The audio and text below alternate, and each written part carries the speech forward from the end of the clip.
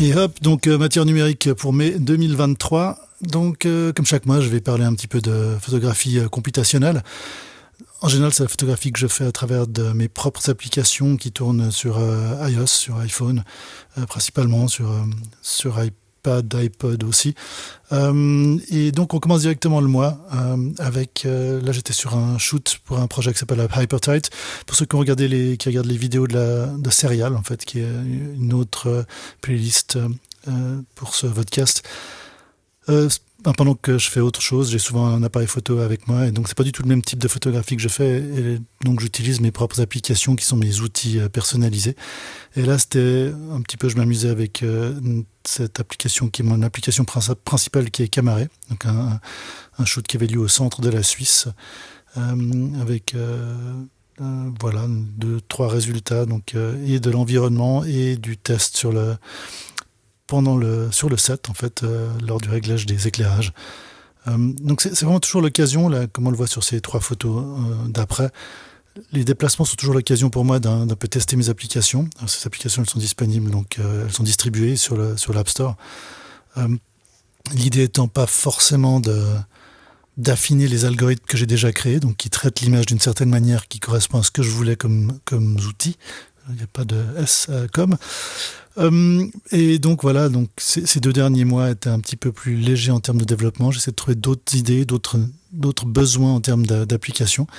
Mais entre-temps, j'utilise donc mes apps. Donc à nouveau là, 3 exemples, souvent en mode aléatoire. Donc ça c'est toujours avec Camaré, avec ce rapport d'image 1/2 que j'affectionne beaucoup, que ce soit en imagerie numérique ou en imagerie analogique. Donc, comme je disais avant, pour l'inspiration, donc là, là, je recherche vraiment une inspiration non seulement photographique, mais aussi de quels nouveaux algorithmes je pourrais créer.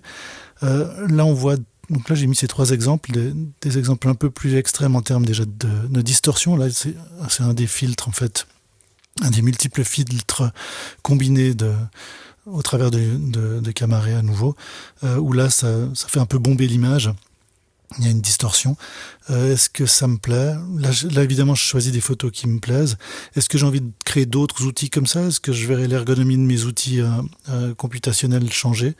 Ou comme l'image tout à la fin, là, tout à droite, ce noir et blanc, est-ce que ça me donne des idées pour quelque chose d'autre ? Est-ce que je ressens l'envie d'avoir un autre type de grain d'image ?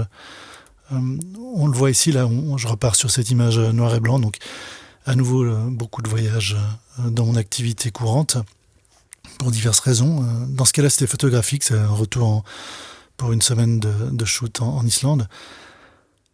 Essayer de trouver un peu des applications un peu plus monochromes dans le traitement de l'image, avec du grain, en essayant de créer des textures, de créer quelque chose d'autre par rapport à l'image qu'on voit. Donc là, pas mal d'essais, quelques résultats à nouveau de ce que j'ai fait. Ou comme par exemple ici, donc là, la photo de ta gauche, j'avais créé un module donc de traitement d'image qui se basait sur un médium physique froissé, donc du papier froissé, et qui essaie de donner une impression intéressante.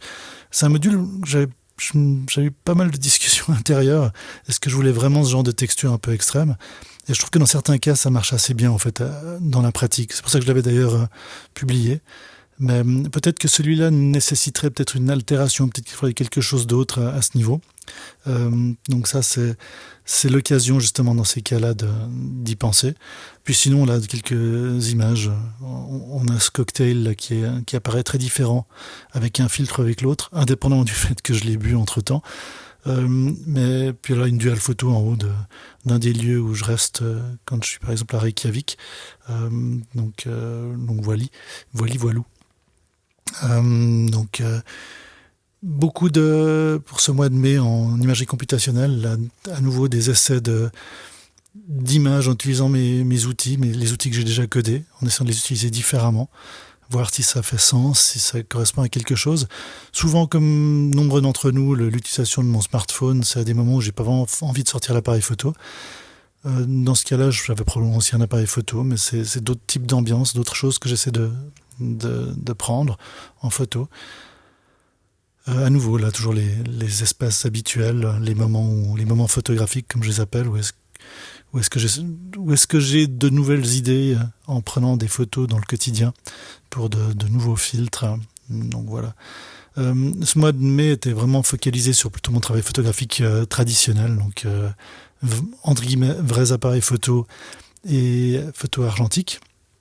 Il y a beaucoup de moyens formats ce mois-ci pour ceux qui ont vu le serial de ce mois.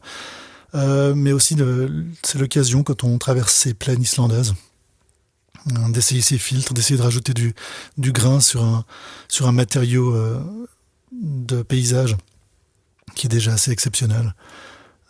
Mais voilà, des idées de texture, j'essaie de retranscrire aussi des émotions. Pour moi, le médium a vraiment quand même une part extrêmement forte dans le résultat. Donc là, toutes ces photos qu'on voit, là, ces 6 dernières, je trouve que malgré tout, le matériau, c'est pour ça qu'on choisit un certain type de film, on choisit un certain type d'appareil photo. J'en reviens toujours, alors c'est toujours cette discussion, tous les appareils photos sont bons. Ouais, peuvent être bons, ils ont le potentiel, mais je suis pas sûr qu'ils soient toujours bons pour transcrire vraiment ce que l'on veut, si on veut vraiment quelque chose. Tous les outils sont un petit peu différents. On peut effectivement planter un clou avec un tournevis. Voilà, c'est pas forcément une métaphore très, très intéressante, mais voilà. Donc je trouve que pour ces paysages, ça marchait assez bien. Même chose ici, où en changeant aussi, là, je me suis amusé à faire un petit montage entre mon traditionnel format 1/2 et un format 2/1 pour créer ce panorama avec 2 filtres légèrement, pas même très différents, mais un traitement qui est clairement différent d'un même lieu au même moment, que ce soit dans le format d'image, donc vertical ou horizontal, ou simplement le travail ensuite computationnel par-dessus. Même chose ici. Donc là, c'était j'utilise mes applications aussi pour documenter parfois mon travail photographique plus traditionnel. Là, c'était à l'occasion de ce travail qui est un peu plus de mode et avec des modèles, vraiment dans un contexte de workshop. Vous pouvez aller voir Serial si ça vous intéresse plus. Voilà, à nouveau des exemples du quotidien. Documenter peut-être le quotidien avec autre chose que l'appareil photo de base d'un appareil de mon smartphone. C'était un peu l'idée. Aussi, mes applications, il y a toujours une option en fait qui me permet d'avoir une sauvegarde aussi de l'image de base.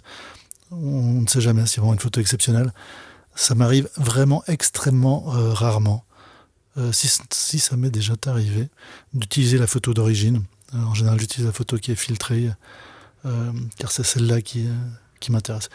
Même chose ici. Donc c'est vraiment une série où on a pas mal d'exemples en fait de mes prises d'images, j'appellerais sur la bordure de mon travail, en utilisant mes propres applications. Donc que ça soit par exemple l'image de gauche, là c'est du square, je reconnais du square, ou l'image de droite avec du hondo. Ça, c'est des ensaturateurs qui ont vraiment des caractéristiques bien particulières. Là, c'est évidemment une sélection que j'ai faite, mais la photo computationnelle, ça peut marcher aussi. C'est une autre manière d'appréhender la photo que la photo argentique ou photographique habituelle, de par le format de l'appareil, enfin d'après moi.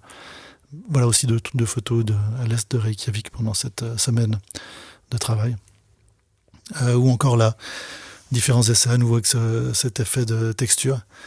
Là, je suis vraiment dans une phase un peu passive d'utilisation de mes applications. Je les utilise vraiment comme un utilisateur lambda. Vraiment pas de code. Je pense qu'il faut des fois reculer un petit peu avant de savoir ce que l'on veut faire. Comme pour tout travail photographique, un travail de code nécessite un peu de recul. Et voilà, des résultats différents, divergents, en utilisant mes applications. Là, à nouveau, retour aussi sur le continent européen. Non, pardon, les deux centrales et gauche, ça c'est Islande, mais sur le trajet, ensuite, dans une banlieue de Suisse alémanique à droite, où là, différents exemples qui m'ont relativement convaincu de ce filtre avec ce papier froissé, que je trouve marche assez bien, en fait, dans certaines occasions, et qui a tout son sens, en fait. J'avais des doutes sur celui-là, mais dans la pratique, ça marche assez bien. Et voilà, retour à d'autres moments photographiques, toujours avec ces filtres. Je suis vraiment dans un processus continuel. Alors ce mois-ci, je parle vraiment pas beaucoup d'informatique ou de code, mais vraiment du résultat, de la pratique en utilisant ça. Je trouve intéressant la pratique en plus il y a une petite relation un peu plus intime, étant donné que c'est moi qui ai codé les algorithmes, qui ai codé les applications. Un rapport intime à l'image, un peu comme quand je pense, développe du film soi-même. ou qu'on fabrique son appareil photo soi-même. Le rapport est assez similaire. Donc voilà, ça c'est vraiment l'occasion. Ça c'est les 3 dernières photos pour ce mois. Quelques petites fenêtres sur mon quotidien photographique en matière numérique. Et pour le mois de mai, avec la dernière photo tout à droite, là, avec les herbes, l'utilisation du flash aussi. Ça m'arrive aussi, hein, malgré ces capteurs qui sont de plus en plus sensibles. De temps en temps, on a envie d'avoir ce côté renforcé des contours avec les ombres portées du flash. Et voilà. Donc là, j'essaie de voir aussi s'il y a peut-être d'autres manières d'utiliser l'imagerie computationnelle aussi. Pour moi, comprend l'utilisation du matériel physique de l'appareil, donc que ce soit le senseur, la torche, le flash, ou potentiellement d'autres manières de traiter l'image. Je pense notamment aussi aux senseurs LIDAR, ou de calcul de profondeur multi-angle. Ce que je ne fais pas vraiment encore, mais voilà, c'était l'occasion un petit peu d'un retour en arrière. Et puis voilà, j'espère que ça vous a quand même un petit peu diverti. N'hésitez pas à me poser des questions sur les diverses photos ou sur les processus qui sont derrière. Et au mois prochain.